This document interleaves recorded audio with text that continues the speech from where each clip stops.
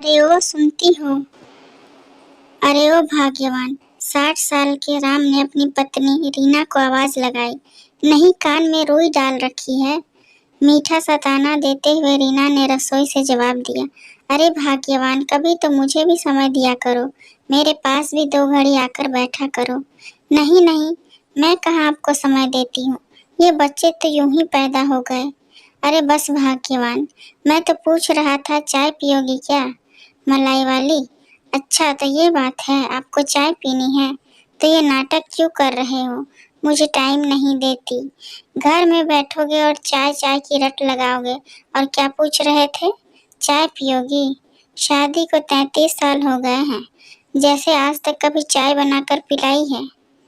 ठीक है मत बनाओ चाय, बाहर थोड़े चक्कर लगा कर आता हूँ। कोई जरूरत नहीं अभी बाहर जाने की, बना रही हूँ चाय। मालूम है बाहर चक्कर लगाने के तो बहाने हैं। फिर कहोगे भाग्यवान गुस्सा मत करो, दोस्त मिल गया, वो दोस्ती की कसम देकर 2 पैग पिला दिया। क्या करता, दोस्ती की खातिर पीना पड़ा। अरे नहीं, पागल हो क्या, बुधवार तो तुमने ही फिक्स किया है ना। भाई मार थोड़े ना खानी है तुम्हारी।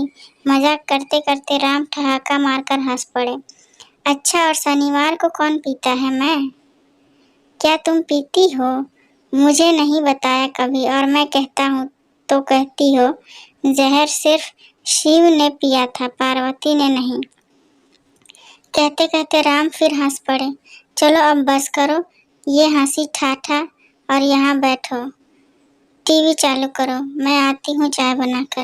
रीना के रसोई में जाते ही हॉल में कड़कदार खामोशी छा गई। राम टीवी का स्विच ऑन करके रिमोट ढूंढने लगे। नहीं मिलने पर आवाज लगाने लगे, रीना कहाँ हो, ये रिमोट नहीं मिल रहा। अरे सुनती क्यों नहीं, जवाब तो दो। मगर रीना ने जवाब नहीं दिया। जवाब नहीं मिलने पर राम परेशान हो गए और एकदम रसोई की तरफ जाने लगे। तभी रीना रसोई से निकल आई और कहने लगी, हद होती है चिल्लाने की, अभी तो कहा चाय बनाने को, और चाय बनाने भी नहीं देते। क्या हुआ, क्यों चिल्ला रहे हो, और रसोई में क्यों आ रहे हो? अरे वो रिमोट नहीं मिल रहा था टीवी का। अरे तो मैं जेब में लेकर घूम रही हूँ क्या, जो रसोई में आ रहे हो? नहीं रीना, तुमने जवाब नहीं दिया ना, तो मैं परेशान हो गया। राम ने रीना के कंधे पर हाथ रखते हुए भावुक स्वर में कहा। रीना भी यह देखकर भावुक हो गई। पति का प्यार देखकर उसकी आंखें नम हो गई।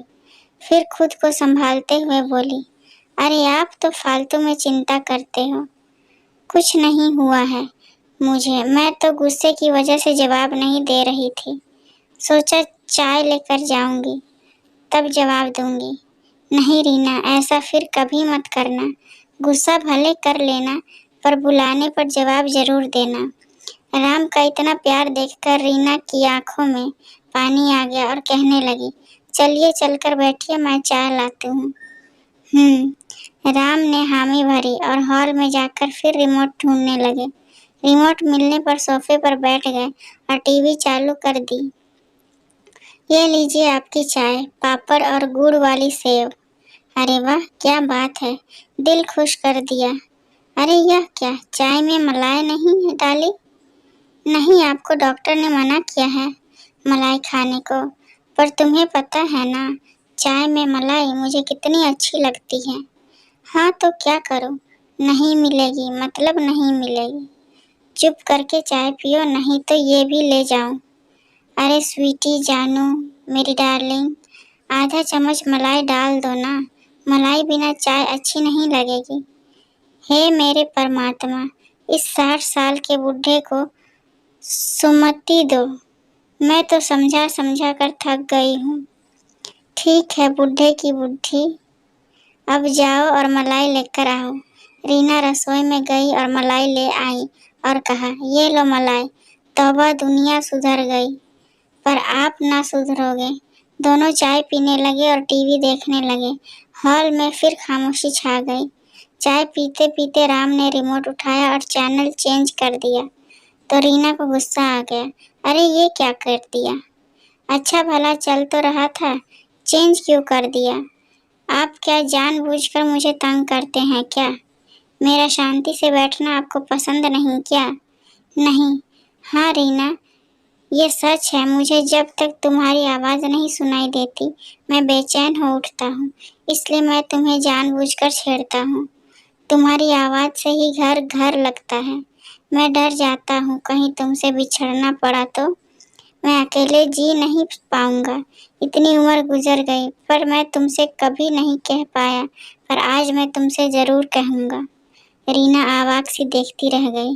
राम सोफे से नीचे उतरकर जमीन पर घुटनों के बल बैठ गया और रीना का हाथ हाथ में लेकर कहने लगा, हाँ रीना, मैं तुमसे शादी के 33 सालों में कभी नहीं कह पाया।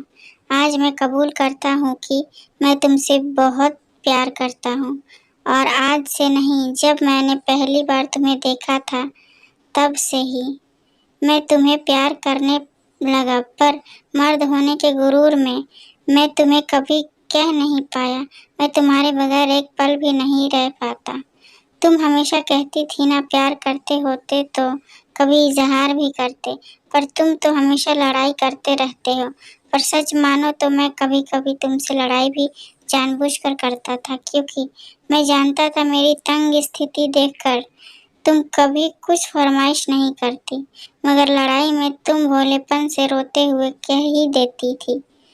कभी मेरे लिए खरी बिस्किट लाए हो, कभी मेरी पसंद की मीठी वाली नमकीन लाए हो, और फिर उस दिन घर के लिए क्या लाना है मुझे अंदाजा हो जाता था और मैं पूरी कोशिश करता था। मैं आज कबूल करता हूँ और तुम्हारे आगे अपने प्यार का इजहार करता हूँ। जानता हूँ बहुत देर कर दी मैंने, पर मैं सच कहता हूँ रीना, मैं तुमसे जी जान से प्यार करता हूँ और परमात्मा से प्रार्थना करता हूँ कि हर जन्म में जीवन साथी के रूप में मुझे तुम ही मिलो। लेकिन सुनिए, अगले जन्म में मैं आपका पति बनूंगी। रीना के ऐसा कहते ही दोनों हंस पड़े और फिर हंसते हंसते गले मिलकर दोनों रो पड़े।